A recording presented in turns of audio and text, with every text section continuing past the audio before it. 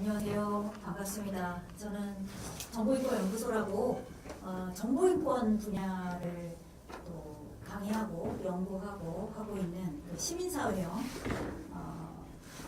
시민사회연구소에서 활동을 하고 있습니다. 저는 이제 최근에 인공지능에 대한 여러 논의들 가운데 굉장히 아쉬운 부분이 있습니다. 이건 뭐냐면 인공지능으로부터 이제 영향을 받는 어떤 평범한 시민들 그리고 이제 노동자들의 목소리와 참여가 잘 보이지 않는다는 점입니다. 그래서 이런 문제에 대해서 우리가 어떻게 개입을 할 수 있나, 그 문제를 우리가 또 관심이 있는 그 디지털 공론장 문제를 중심으로 좀 말씀을 드리고자 합니다. 지금 그 뭐 인공지능 얘기하기 전에 우리에게 디지털 환경이라는 것이 어떻게 등장했는지 잠깐 이전으로 좀 돌아가서 예전에 있었던 우리가 처음으로 인터넷이라는 그런 디지털 환경을 만났던 그런 기억들을 좀 되살려 보고자 합니다. 예.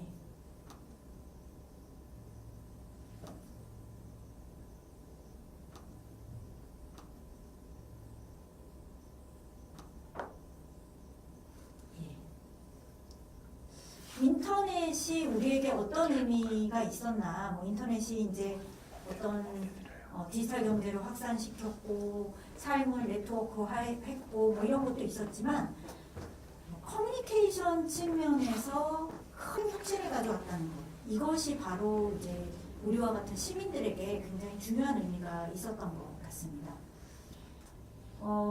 이런 상황에서 일반 시민들이 인터넷에서 좀 더 마음껏 표현을 할 수 있도록 하기 위해서 인터넷 이용자들의 권리를 주창하는 목소리도 굉장히 커졌죠. 인터넷 표현의 자유, 그리고 우리가 인터넷에 올리는 글들을 감시하지 마라, 이런 인터넷에서의 프라이버시권, 통신의 비밀, 그리고 정보에 대한 접근, 지식에 대한 접근, 뭐 이런 목소리들이 굉장히 터져나오기 시작을 했고요. 그리고 이런 개인 인터넷 이용자의 권리는 개인의 권리로 그치는 것이 아니라 어떤 민주주의의 기반이 될 것이다, 이런 기대를 받았습니다.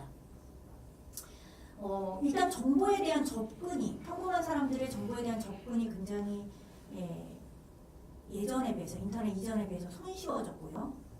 예전에 제가 90년대부터 시민사회 운동을 했었는데요. 처음에는 국회에서 무슨 일이 벌어지나, 예를 들면 오늘 국회가 무슨 안건을 논의하는지를 알 수 있는 건 예를 들면 변호사라든지 이런 굉장히 전문적인 직군에게만 보통 알려지는 정보였어요. 근데 이제 오늘날 우리가 조금만 관심을 기울이면 이제 국회에서 논의되는 이제 안건이 어떤 것인지 그런 것도 이제 인터넷을 통해서 쉽게 접근을 할 수 있게 된 이런 환경의 변화도 있고요. 다른 하나는 개인도 어떤 과거의 거대한 그 언론이나 출판 못지않게 어떤 조력자의 도움 없이 자신이 원한다면, 자신이 조금 노력을 한다면 온라인에서 관심을 받고 자신의 표현물로서 어떤 지배력을 키워나갈 수 있는 그런 환경이 이제 이루어졌다는 거죠.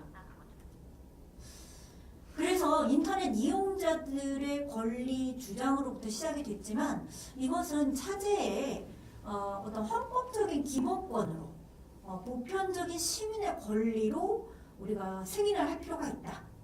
이런 또 논의가 이루어졌고요. 이것을 이제 정보인권이라는 우리나라에서는 그런 명명이 이제 시민사회로부터 시작이 됐고, 그 다음에 이제 국가인권위원회가 또 이것을 또 인정을 하고 국회에서 통과되진 못했습니다만 헌법 개정안을 정부가 논의할 때 대통령 헌법 개정안 2018년에 발의된 것을 보면 여기에도 인터넷 이용자들의 뭐 표현의 자유 이런 것들이 이제 명시적인 권리로 언급이 되고 있습니다. 지금 아시죠? 지금의 헌법은 언론 출판의 자유입니다. 우리나라 헌법에는 표현의 자유라고 명시되어 있지 않고 이것이 언론과 출판의 자유로서 얘기가 됐던 것이 이제 인터넷 시대에 모든 시민들의 표현의 자유로 이렇게 미디어 환경의 변화와 더불어서 권리 개념의 확장도 이루어지게 된 것이죠.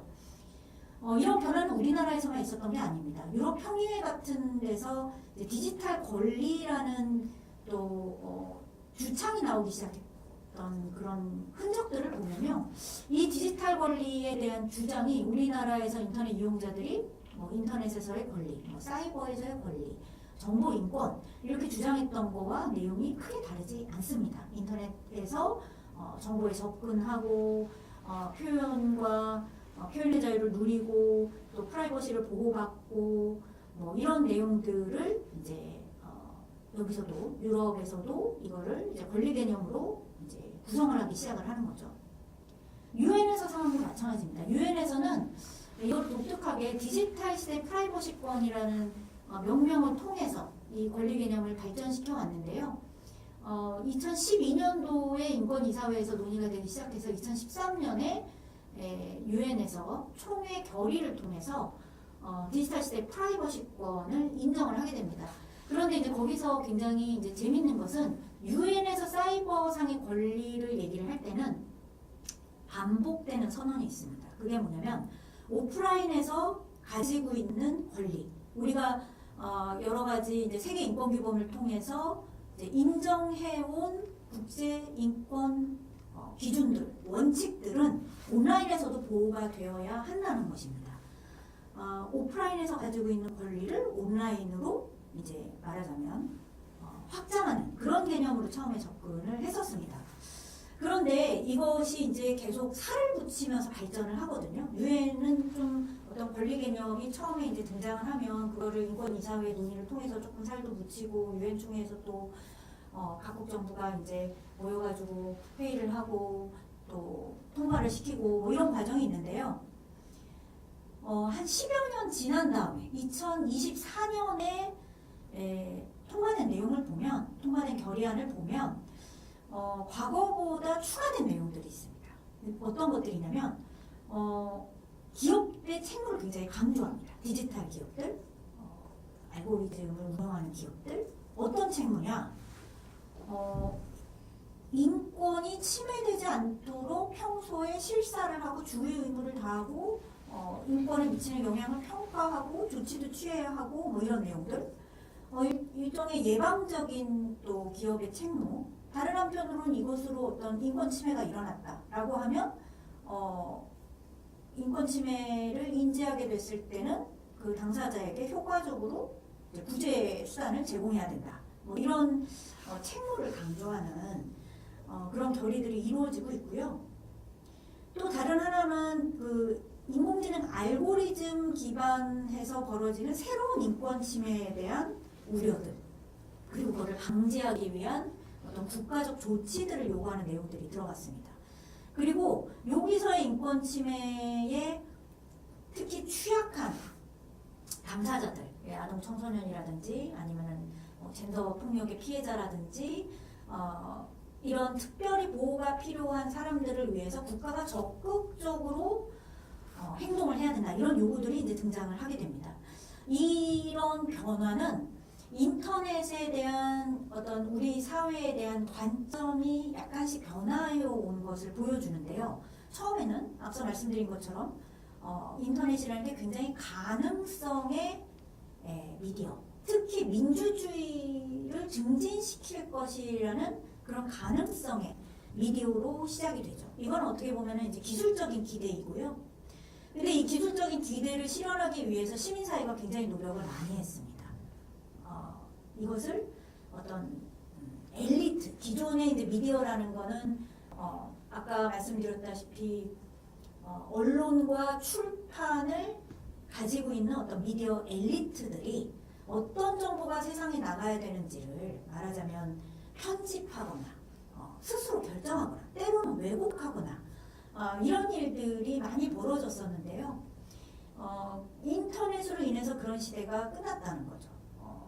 굉장히 개방적이고 이런 엘리트들의 말하자면 검열 권력으로부터 자유롭게 일반 시민들이 스스로 표현을 할 수 있도록 하는 그런 이제 미디어로 우리가 권력에도 대항하는 그런 새로운 정치를, 기성 권력에 대항하는 새로운 정치를 만들어갈 수 있지 않을까, 그런 기대를 만들었죠. 그런데 이제 그런 기대 속에서 약간 빠져 있었던 부분이 있습니다. 이제 그 부분에 대해서 최근에 굉장히 비판적인 목소리들과 그리고 또 성찰적인 그런 모색들이 이루어지고 있는데요. 그건 뭐냐면 이 인터넷 공론장이 어디 있느냐는 거예요. 이 인터넷 공론장이 어디 있을까요? 지금 오늘날의 인터넷 공론장이라는 건 이제 SNS들 그리고 메신저들 이런 데 있지 않습니까? 그러면 그 SNS와 메신저는 누가 운영을 하는 걸까요? 굉장히 큰 기업들이 운영을 합니다. 그 큰 기업들이 인터넷 공론장을 운영하고 어떤 정보가 이 공론장에서 유통될지를 때려면 한 국가의 영토를 넘어서서 지구적으로 결정을 내리는 상황이죠. 이른바 이제 빅테크 기업들이 등장을 한 건데요.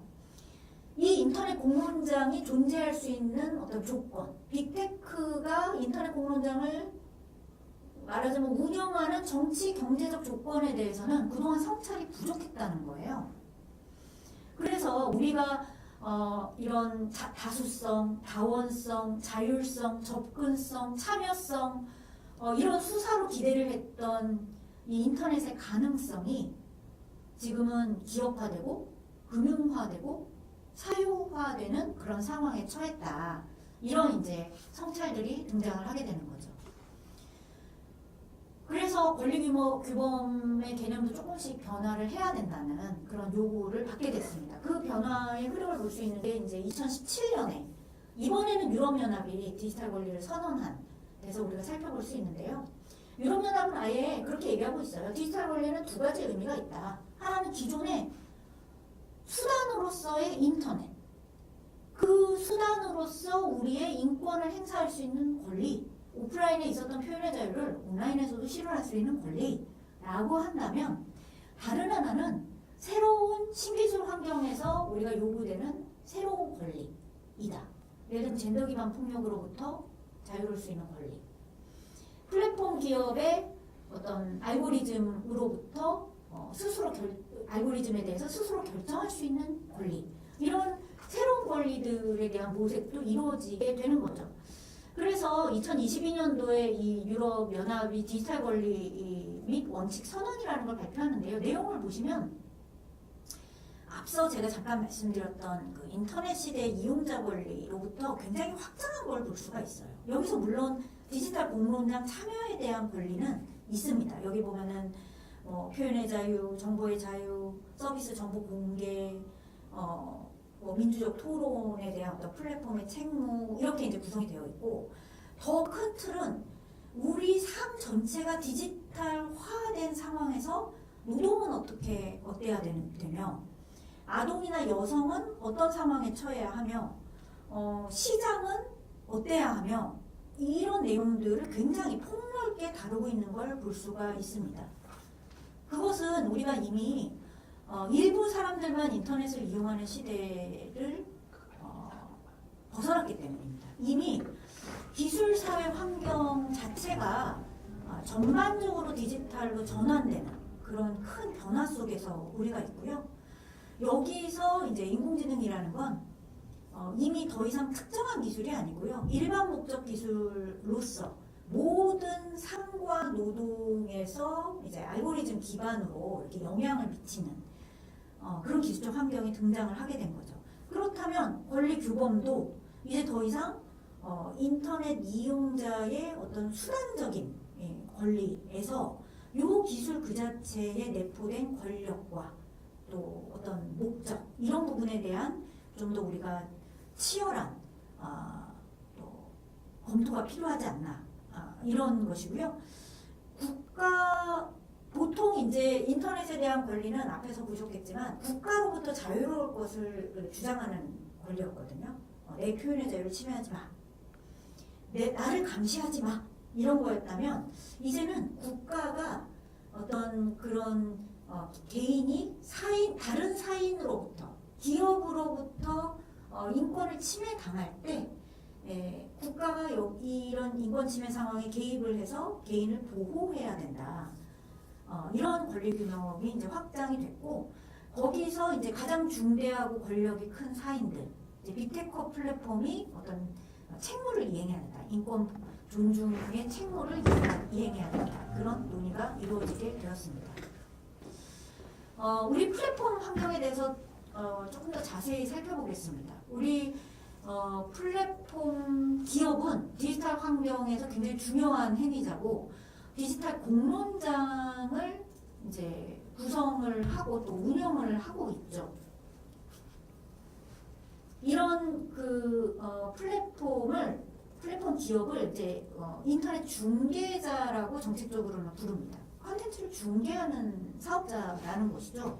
배경을 보면 우리가 인터넷 등장 이후로 굉장히 열심히 소통했기 때문입니다. 콘텐츠가 많아지기 시작을 했죠.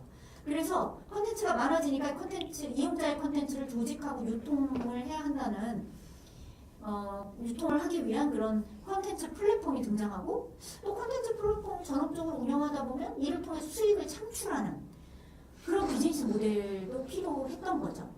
근데 이용자 콘텐츠를 조직하는 데는 여러 가지 방법이 있을 수 있어요. 예를 들면은 뭐 미국의 레딧이라고 굉장히 유명한 사이트 있죠. 그런 데서는 이제 서브레딧이라고 해서 이렇게 하위 집단을 막 묶어서 이렇게 이제 콘텐츠를 조직합니다. 우리나라에도 뭐 많은 커뮤니티들이, 여러분 어떤 커뮤니티 가보신지 모르겠지만 제가 가는 어떤 커뮤니티는 이렇게 게시판을 신설하는 방식으로, 여전히 그렇게 서브 게시판을 운영하는 방식으로 콘텐츠를 조직할 수도 있죠.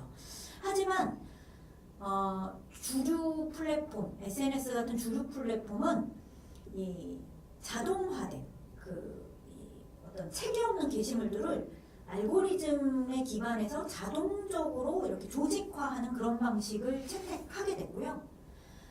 그 알고리즘에 곧 들어오게 된 것이 이제 광고입니다. 플랫폼을 운영하려면 비용이 듭니다. 굉장히 이제 물적인 인프라도 많이 갖춰야 하고요. 그래서 수익 모델로서 이제 광고가 등장하고 주류화하게 된 거죠. 그리고 이 주류화 배경에 있는 또 중요한 행위자가 있는데 벤처 캐피탈입니다. 이 벤처 캐피탈의 투자 전략을 이제 블리츠 스케일링이라고 부르는데, 어떤 투자하는 플랫폼이 굉장히 유망한 비즈니스 모델을 갖고 있을 때 당장은 수익이 안 나도요 투자를 합니다. 그래서 투자를 또 많이 상당히 투자를 해가지고 시장에서 사실상 표준으로 장악하게끔 하는 거죠. 유튜브 플랫폼 같은 것들, 그리고 뭐 페이스북 플랫폼 같은 것들, 인스타그램 플랫폼 같은 것들, 일단 주류가 되게 하는 거예요. 이걸 통해 가지고 이제 결국에는 이제 광고 같은 것에 기반한 오늘날의 이제 보편적인 이제 플랫폼의 비즈니스 모델들이 만들어지게 됩니다.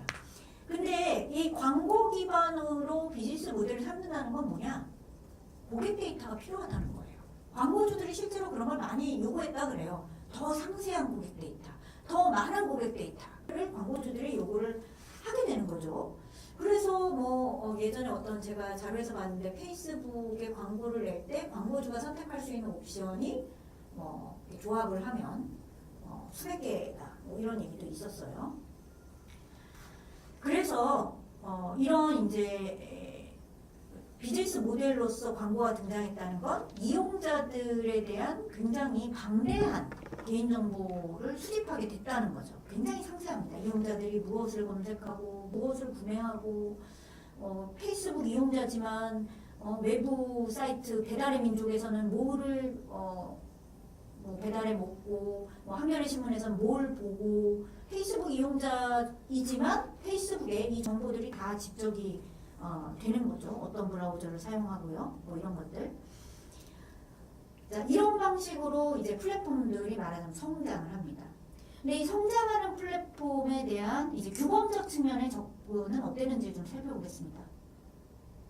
처음에는 여전히 이제 권리적 개념에서는 중대한 그 카운터파트, 중대한 상대가 바로 국가였어요. 오른쪽에 보이시는 요 이미지를 보신 분도 있으실 텐데, 미국의 이제 내부고발자, 정보기관 내부고발자가 폭로한 이미지죠.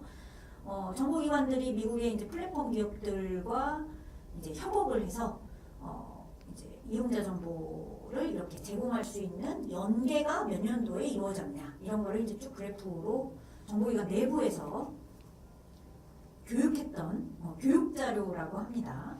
그래서 여기 보면 뭐 마이크로소프트하고 협력이 이루어진 건 2007년 11월 9일이고 뭐 AOL하고는 뭐 2011년 3월 31일에 이루어졌고 앞부분이 5월이군요. 예. 뭐 이런 식으로 이제 여러 그 플랫폼 기업과 정보기관들에 말하자면 이제 야합들 이런 것들이 이루어졌다는 사실이 폭로가 되죠. 그래서 이런 공모관계를 비판하는 그 이제 목소리들이 이제 커졌고요. 그러면서 이 인터넷 중개자는 국가검열을 민영화한 방식으로 대행하는 거 아니냐, 국가검열과 감시를 협조하는 거 아니냐 이런 이제 비판을 받게 되고요. 그러면서 나왔던 목소리들이 뭐냐, 중립을 지켜라는 것입니다. 중립. 국가가 뭐를 요구하건 간에 이용자들 컨텐츠를 중개하는 사업자답게 이용자들의 컨텐츠에 개입하지 말고 이용자 감시하지 말고 중립적인 이 서비스를 중개하는 사업자로서의 본분을 지키라는 것이고요. 이게 이제 중립적 도관 사업이라고 이제 그렇게 불립니다. 가장 대표적인 규범이 미국의 통신풍의법 제230조입니다. 이 조항은 너무 유명해서요. 별칭이 있습니다. 선한 사마리아인 조항이라고 부릅니다. 미국의 이제 성경에서 따온 그런 비유인데요. 인터넷을 만든 26개의 단어라는 별칭을 미국에서 가지고 있습니다.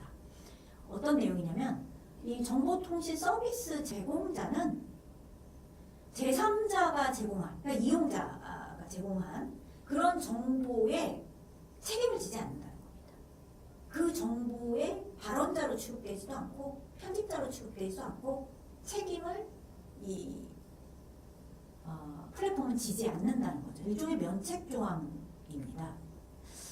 그런데 이게 이제 90년대 나온 법이거든요.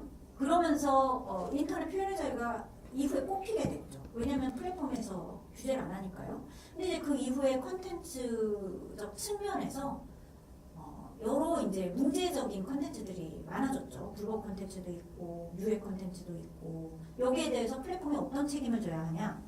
플랫폼은 자발적으로 관리를 한다고 얘기를 합니다. 그래서 선한 사마리아인입니다. 내가 선한 의도로 이것을 콘텐츠에 대한 어떤 유해성을 규를 하더라도 이것은 나의 자발성에 의한 것이고 이것으로 법적인 책임을 짓지는 않는다는 것이죠. 그런데 이후에 점점 더 플랫폼 알고리즘이 이용자의 행동에 미치는 영향이 커졌다는 문제 제기가 이루어지게 됩니다. 그런 상황에서 이제 유럽연합의 이제 2010년대 들어서 디지털 서비스법이 논의가 되기 시작을 합니다. 2020년대에 결국 입법이 됐는데 모든 콘텐츠 사업자에게 일괄적인 규제를 하는 게 아니라 그러면 콘텐츠 사업자별로 좀 구분하면 좋지 않을까? 이런 얘기가 있습니다. 여전히 중립적인 도관으로서 예를 들면 그 회선단에서 인프라단에서 콘텐츠를 말하자면 유통하는 사업자에게는 여전히 면책이 필요한 것 같다. 그런데 그게 아니라 굉장히 대규모 플랫폼이고 막 광고 알고리즘을 엄청 이용자를 대상으로 시행하는데도 아무런 책임을 지지 않는다? 그런 거는 좀 아닌 것 같다. 그래서 이거를 이제 차등을 둬서 규제를 하기 시작을 한 게 이제 유럽연합의 디지털 서비스법입니다. 한국은 어땠을까요? 한국은 한동안 굉장히 그 강력한 논리가 이제 중립적이라는 거였죠. 알고리즘은 중립적이다. 뭔가 뉴스 서비스가 포털의 뉴스 서비스가 정치적으로 편향되어 있는 것 같다? 그러면 그 해법으로 나오는 건 뭐죠? 그럼 알고리즘으로 중립적으로 이걸 운영을 하겠다. 이런 게 나옵니다. 뭔가 택시 호출 서비스가 편향적인 것 같다? 그러면 알고리즘으로 무작위로 이건 호출을 하는 거다. 뭐 이런 신화가 굉장히 오랫동안 우리 사회를 지배해 옵니다. 그게 조금씩 바뀌기 시작한 게 이런 거대한 포탈 사업자에 대한 이제 공정거래위 처분이 시작되면서부터입니다. 이 오른쪽에 있는 그 대화창 좀 보이시는지 모르겠는데 공정거래위원회가 이제 택시 호출 서비스를 압수수색을 해보니까 알고리즘을 조작하고 있었다는 거죠. 가맹 기사에게 우리가 우선 배치하는 거 공정위에 걸릴 수 있습니다. 뭐 이렇게 대화를 하고 임원은 가맹 기사에게 우선 배치를 얼마큼 하십시오. 그 수치를 조금씩 너무 두드러지지 않게 이렇게 조절하십시오. 이런 얘기들을 카카오톡 대화로 기술진과 경영진이 이제 대화를 나누고 있었던 거죠. 그래서 이게 이제 압수수색이 돼가지고 결국에 공정위가 과징금 267억 원 이렇게 부과를 합니다. 비슷한 시기에 네이버 쇼핑 알고리즘에 대해서도 처분이 있었습니다. 근데 이것에 대해서 지금 이 카카오 택시랑 또 네이버 쇼핑 모두가 불복을 하면서 이제 소송이 진행이 됐는데요. 뜻밖에도 공정거래위원회가 모두 패소를 하고 있습니다. 아직 진행 중인데 거의 이제 마무리 단계입니다. 특히 이 카카오 택시 사건은 대법원에서 공정거래위가 패소가 확정돼서 파기환송심까지 지금 내려갔습니다. 법원의 논리는 이래요. 알고리즘을 조작하는 건 정상적인 기업의 영업활동이라는 거죠. 그러니까 우리 사회는 한동안 알고리즘이 굉장히 중립적이고 사람이 개입하지 않고 그렇다는 신화에 되게 오랫동안 사로잡혀 있었는데 알고 보니 알고리즘은 조작할 수 있었고 심지어 그게 기업의 경영권의 일부이기 때문에 이것을 공공적으로 규제를 할 수 없다. 이런 논의가 법원에서 지금 말하자면 판결로서 이제 결과가 나오고 있는 것이죠. 다시 디지털 공론장 문제로 돌아오겠습니다. 이 디지털 공론장에서의 알고리즘 설계, 이 문제에 대해서 우리가 어떤 개입을 해야 될까요? 여러분에게 보이는 알고리즘은 개인화된 알고리즘입니다. 알고 계시죠? 지금 보시는 것은 유튜브가 저에 대해서, 저 장효경에 대해서 갖고 있는 프로파일입니다. 여러분도 다 갖고 계세요. 유튜브 계정 설정 들어가셔서 광고센터 들어가시면 유튜브가 여러분을 인구 집단을 분석을 해서 어떻게 분류하고 있는지 보실 수가 있어요. 그래서 저는 연령이 45에서 54세고 관계는 싱글이고 가계소득은 평균 또는 낮은 소득이고 여기는 없지만 주택 소유주이고 아동은 없고 이런 분류들이 좀 나옵니다. 거기에 따라서 유튜브는 저의 접속했을 때의 추천 영상들을 차례대로 보여주고 광고도 내보냅니다. 저는 그렇게 중년 여성을 대상으로 한 건강보조식품 광고가 굉장히 많이 나오죠. 여러분 어떠신지 모르겠습니다.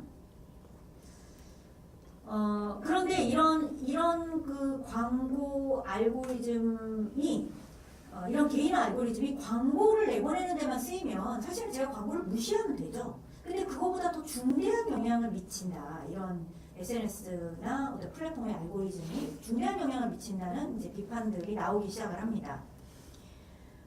민주주의에도 영향을 미칠 수 있다는 거예요.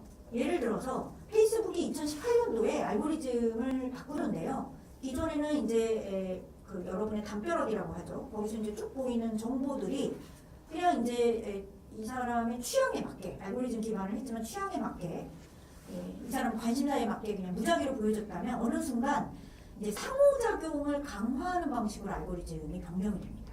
상호작용이 굉장히 강한 컨텐츠를 우선 노출하고 이런 방식으로 그러다 보니까 점차적으로 이용자의 행동도 특정한 방향으로 유도되기 시작합니다. 어떤 진실한 콘텐츠보다는 굉장히 이제 참여적이고 그런 사람들 사이에 이제 논란이 많은 콘텐츠에 대한 주목도가 높아지고요. 그러면서 이제 당연히 정적인 주류 미디어에 대한 트래픽은 감소를 하게 되죠. 그리고 이런 자극적인 콘텐츠들은 수익 모델로도 연결이 됩니다. 광고가 또 많이 붙는 거예요. 광고 수익이 늘어나는 거죠. 그러니까 이제 분노와 선정주의를 촉발하는 그런 콘텐츠들이 굉장히 증가를 하게 되고 페이스북 스스로는 이런 흐름을 막지 않습니다. 오히려 조장해요. 그리고 이런 부분에 공공적으로 개입을 해야 되는 정치권은 오히려 편승합니다.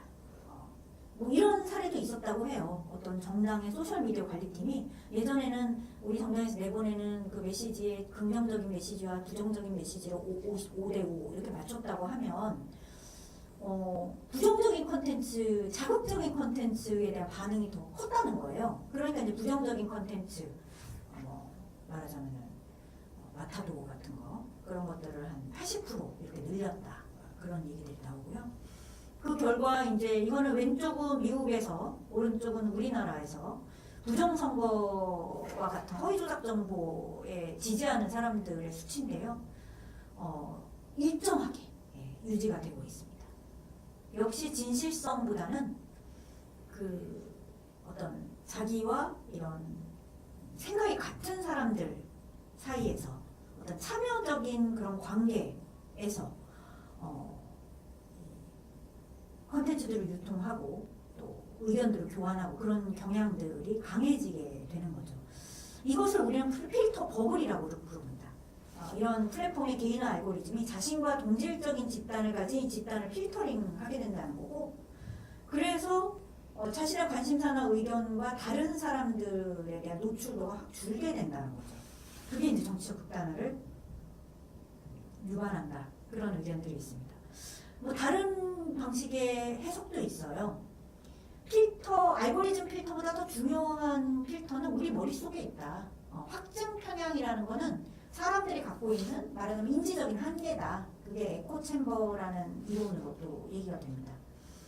최근에는 이 플랫폼의 중독적 설계에 대한 이제 주목이 늘고 있습니다. 이른바 이제 게임화 설계인데요. 게임에서 여러분이 보실 수 있는 여러 가지 이제 요소들 있잖아요. 정량적인 지표들, 점수가 올라가거나, 뭐 이렇게 게이지가 올라가거나, 배지를 달아주거나, 레벨이 올라가거나, 이런 정량적인 지표들을 강화하고, 막 무한대로 스크롤하는, 끝없이 나오게 하는. 근데 끝없이 나오면 왜 우리가 계속 스크롤할까요? 혹시 뒤에 나오는 내용 중에 볼만한 게 있기를 자극하는 그런 알고리즘입니다.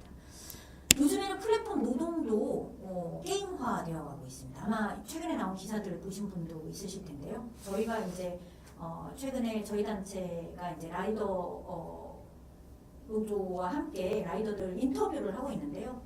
어느덧 플랫폼 노동에서 벌어들이는 수입의 3분의 1 정도는 이런 플랫폼에서 제시하는 미션을 수행하면서 벌고 있다고 합니다. 그냥 그 정해진 임금이 아니고 뭐 예를 들면 오늘 너무 피곤해서 딱 퇴근하려고 그러면 그런 메시지가 뜨는 거죠.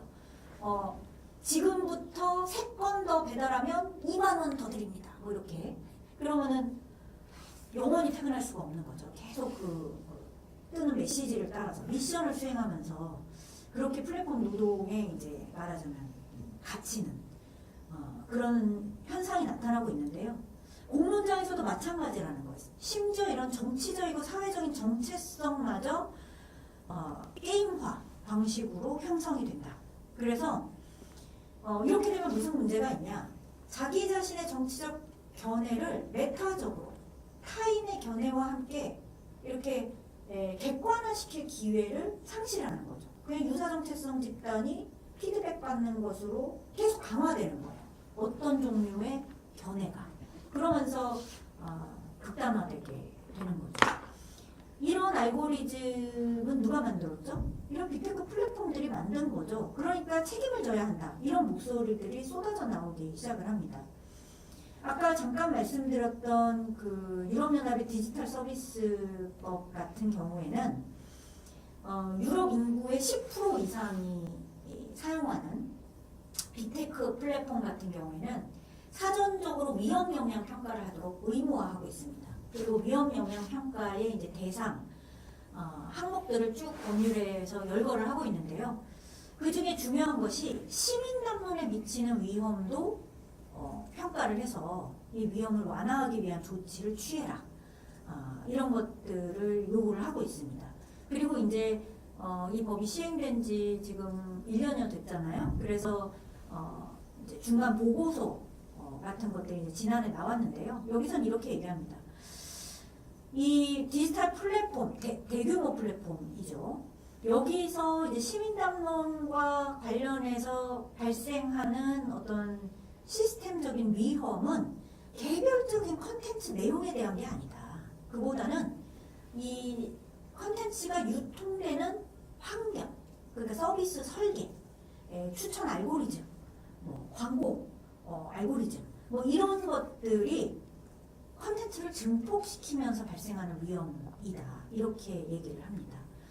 그래서 이런 알고리즘이 어떤 선정주의를 낳고 급속적으로 그 컨텐츠를 확산하게 하고 또 심지어 여기에 편승하는 어떤 플랫폼 내 외부의 어떤 조직적인 또 세력이 있을 거 아니에요? 그렇게 이제 결합될 경우에 시민 담론의 건전한 유통, 우리가 흔히 얘기하는 그 다음에 공론장의 어떤 수기 이런 것들이 망가지게 된다는 겁니다.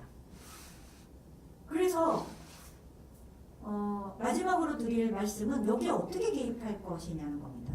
우리 디지털 공론장 이대로 둬도 될까요? 이걸 어떻게 재구성을 해야 될까요? 몇 가지 대안들이 제시가 되고 있습니다. 예를 들면 디지털 리터러시 교육을 촉진하자. 그래서 우리 합리적인 시민들의 수기를 복원하고 다양성을 살리고 대항담론을 촉진하자. 그런 얘기들이 나옵니다. 그런데 이것이 시민들만의 힘으로 가능할까요? 알고리즘이 이미 존재를 하는데. 그래서 이제 규제 입법에 대한 논의가 나오게 됩니다. 이 플랫폼 알고리즘을 규제해야 된다. 근데 이 얘기를 하려면 저희가 꼭 짚고 넘어가야 될 부분이 있습니다.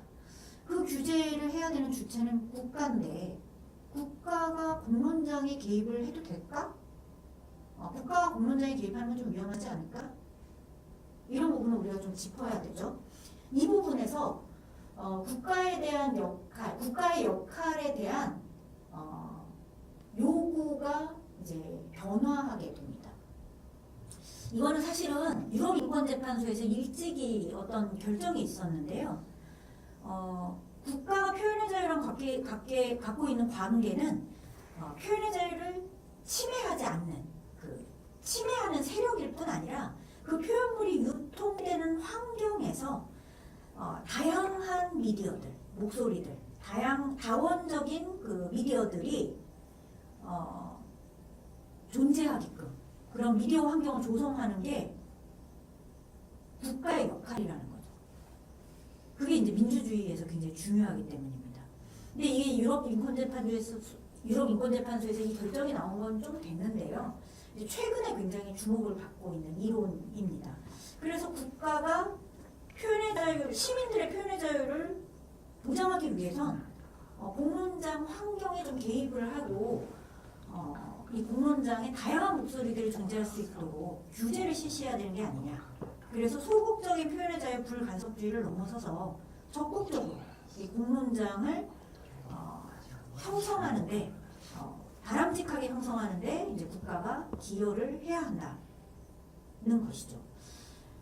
개인 알고리즘이 지금처럼 중독적으로 끊임없이 게임화되고 그 중독적 설계로 이어져서 사람들이 이 플랫폼의 어떤 기업의 그런 의도대로 만 이렇게 자기 행동을 유도당하는 것이 아니라 진짜로 그 시민들이 생각하는 자기 생각과 그리고 활발한 토론들이 이제 또 토론들이 오가고 또 수기가 이루어지는 그런 공론장을 우리가 형성할 수 있어야 되지 않을까. 그러려면 이 알고리즘을 재설계할 수 있어야 된다라는 것이죠. 여기서 중요한 게 알고리즘에 대한 투명성입니다.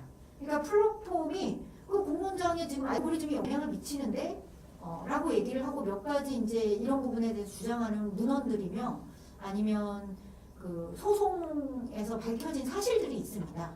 그런데 여전히 부분적이에요. 왜냐하면 플랫폼의 알고리즘이 정확하게 어떻게 구동하는지에 대해서 충분히 투명하지 않거든요. 그건 규제기관도 지금 잘 모릅니다. 그래서 가장 첫 번째 요구는 이 플랫폼의 설계에 대한 투명성을 요구하는 것입니다. 그래서 이 플랫폼과 이용자 간, 또 플랫폼과 규제기관 즉 국가와의 어떤 권력 비대칭이 좀 해소가 돼야 되고 이것을 좀 공공적으로 이제 조사하고 개입할 수 있어야 된다는 거죠. 그리고 이용자는 다른 한편에서 내가 합리적으로 요 플랫폼 환경에서 물론 행동을 하려고 노력을 하지만 사실은 어떤 플랫폼의 알고리즘으로부터 영향을 받는 사람이죠. 때로는 대상이기도 하고요. 그런데 이 대상이 되는 사람은 대상으로 머물지 않고 권리 주체이기도 하다는 것이 국제인권규범에서 최근에 주목하는 내용입니다. 특히 인공지능 환경에서는 그 인공지능 알고리즘의 대상이 되는 사람이 그 알고리즘에 종속적으로 종속될 뿐 아니라 그 알고리즘에 대해서 이제 요구할 수 있는 것들이 있다는 거죠. 예를 들면 왜 그 광고 알고리즘이 나에게 그렇게 보여줬지? 그걸 설명을 해주세요. 왜 내가 이제 플랫폼 노동을 하고 있는데 임금이 그렇게 결정이 됐지? 그걸 설명을 해주세요. 이렇게 자신의 권리를 요구할 수 있고 여기서 더 나아가서 이런 그 인공지능으로부터 가장 큰 영향을 받거나 또는 부정적인 결과를 겪을 가능성이 높은 권리 주체일수록 이런 그 알고리즘을 설계하고 또 알고리즘이 구동되는 그런 환경에 참여하고 자신의 목소리를 내고 개입을 할 수 있는 그런 기회를 보장해야 한다. 이것이 이제 인공지능 알고리즘 기반한 어떤 사회 서비스들이 많아지는 시대에 굉장히 중요한 민주주의 과제라는 것이죠. 그래서 이제 앞서 말씀드린 대로 EU에서는 이제 여러 가지 디지털 서비스법이나 이런 걸 통해서 이제 규제 입법들을 국가가 하고 있고요. 또 깊이 공론장 형성에 개입을 하고자 합니다. 여기서 되게 제가 인상적인 대목이 그 유럽연합의 디지털 서비스를 제한하는 법안에 있는 표현인데요. 그 제한 배경을 설명하면서 이런 초대형 플랫폼의 그런 공간은 유사 공공 공간이다. 이렇게 얘기를 합니다. 더 이상 민간 기업이 많이 결정을 할 수 있는 그런 대상이 아니고 많은 시민들이 거기서 표현하고 또 사회생활을 하고 하는 일종의 유사 공공기관이므로 여기에 이제 공공적으로 개입을 하는 것이 필요하다는 것이고 그건 저는 공론장에서도 마찬가지라고 생각을 합니다. 그래서 이제 좀 전에 말씀드린 유럽연합 디지털 서비스법 같은 경우에는 이제 플랫폼 투명성을 이제 확보하기 위해서 이용약관을 어떻게 투명하게 만들고 그 중에 알고리즘이랑 관계된 내용을 어떻게 공개를 하고 온라인 광고랑 관련해서는 어떤 투명성을 보장하고 이런 것들이 이제 법률에 전부 규정을 하고 있고요. 여기에 대해서 또 기업이 책임을 지도록 하는 부분이 굉장히 중요합니다. 책임은 크게 이제 두 가지가 있죠. 하나는 사전적으로 위험을 방지하기 위한 아까 말씀드린 위험에 대한 평가를 하고 시스템적 위험에 대한 평가를 하고 조치를 취하는 게 있고 사후적인 게 있습니다. 그걸로 인해서 피해를 예를 들면은 저희도 그런 적이 있는데 그 유튜브에 예를 들면 지난 겨울에 있었던 이제 탄핵 집회 같은 경우를 이렇게 영상을 올리면 갑자기 이제 차단당하고 그랬을 때 여기에 대해서 내 차단된 영상에 대해서 복구를 해달라고 요구를 하거나 아니면 거기에 대해서 보상을 해달라고 요구를 하거나 이런 이제 피해에 대한 이제 책임을 지는 거죠. 플랫폼이 이제 이런 것들이 굉장히 중요하다. 당사자들 영향받은 그 당사자들을 구제해야 된다는 거고요. 최근에 유럽연합은 조금 더 한 발 더 나가기 위한 논의를 하고 있습니다. 디지털 서비스법 말씀드렸지만 디지털 공정성법이라는 걸 지금 논의를 하고 있고 올해 4분기에 발의할 예정인데요. 여기서 고민하는 거 그런 겁니다. 디지털 서비스법은 좀 전에 보셨던 것처럼 어떤 투명성을 강화하고 영향 평가를 하고 여기에 대해서 피해를 보면 일정하게 책임을 지고 이런 내용은 있는데 알고리즘 그 자체를 어떻게 해야 된다 이걸 강하게 언급은 하고 있지 않았었거든요. 그런데 지금과 같은 그 방식으로는 이게 잘 규제 효과가 그렇게 크지 않더라 이런 얘기들이 있었던 거예요. 그래서 점점 더 플랫폼 비즈니스 모델은 상업적인 심리 조작 수준에 이르렀는데 이용자들의 심리를 조작하는 수준에까지 이르렀는데 이 알고리즘을 그냥 투명성만 강화해서 되냐. 그게 아니라 어떤 부분은 하지 마. 예를 들면 심리 조작의 어떤 부분은 하지 마. 이런 알고리즘에 대한 직접 규제, 예를 들면 중독적 설계 어떤 부분은 하지 마. 이런 부분까지 좀 적극적인 국가의 역할을 좀 주장을 해야 되지 않을까. 뭐 이런 규제 모색이 이루어지고 있습니다. 마지막으로 나가면서 한국적 맥락들을 좀 짚고 싶은데요. 저는 최근에 이제 공론장에 제가 뭐 자주 가는 SNS나 아니면 플랫폼이나 아니 그 커뮤니티 게시판이나 이런 걸 보면 이제 들어갈 때마다 좀 속이 상합니다. 너무 혐오가 아무튼 일상이 된 것 같아요. 끊임없이 누군가를 혐오를 합니다. 끊임없이. 여기에 아무런 공공적 책임이 없을까 그런 생각이 들거든요. 특히 저는 한국에서 국가 권력이 이런 혐오를 조장하는데 굉장히 큰 책임이 있었다고 생각을 합니다. 뭐 얼마 전에도 뭐 이른바 리박 청년들이 댓글 활동을 받았다고 나오고, 이전에 뭐 이명박 대통령 때는 젊은 층을 우군화하기 위해서 심리전을 하자. 그래서 전 뭐 노무현 대통령을 코알라랑 합성한 사진을 국정원이 제작하고 막 이런 이제 폭로들이 있지 않았습니까? 이렇게 국가가 주도해서 혐오를 해도 된다라는 것을 오히려 대중적으로 알린 셈이에요. 그렇다면 사실 이런 것을 공공적으로 어떻게 수습을 하기 위한 그 모색과 적극적 개입이 저는 있어야 된다고 생각을 하고요. 그것은 바로 이런 공론장에 대한 설계, 예를 들면 좀 전에 말씀드렸던 투명성이라든지 아니면 어떤 종류의 설계는 안 돼 하고 이렇게 마지노선을 친다든지 이런 것들이 저희도 모색해야 될 시점이라고 생각을 합니다. 다만 꼭 짚고 넘어가고 싶은 건 국가가 공론장에 개입한다는 것이 꼭 어떤 표현은 되고 어떤 표현은 안 돼라고 굉장히 권위주의적인 그 방식의 콘텐츠, 개별 콘텐츠 규제 방식이어서는 안 된다고 생각을 합니다. 그것은 사실상 검열과 다를 바가 없는 거고, 저는 어떤 그 콘텐츠에 대한 판단 권력을 국가가 독점하는 걸 의미하는 게 아니라 환경을 설계하기 위한, 특히 이제 기업의 알고리즘 설계에 대해서 공공적으로 개입을 하기 위한 그런 역할이 좀 필요하다고 생각하고, 시민들 역시 그런 알고리즘, 중독적인 알고리즘 설계로부터 온전한 자신의 목소리를 찾고 온전한 시민 담론을 회복하고, 그럼으로써 우리가 어쩌면 잃어가고 있는 어떤 수기와 민주적인 어떤 공론장을 좀 다시 찾아야 되지 않을까 싶습니다. 네, 이상으로 저의 발표를 마치겠습니다. 감사합니다.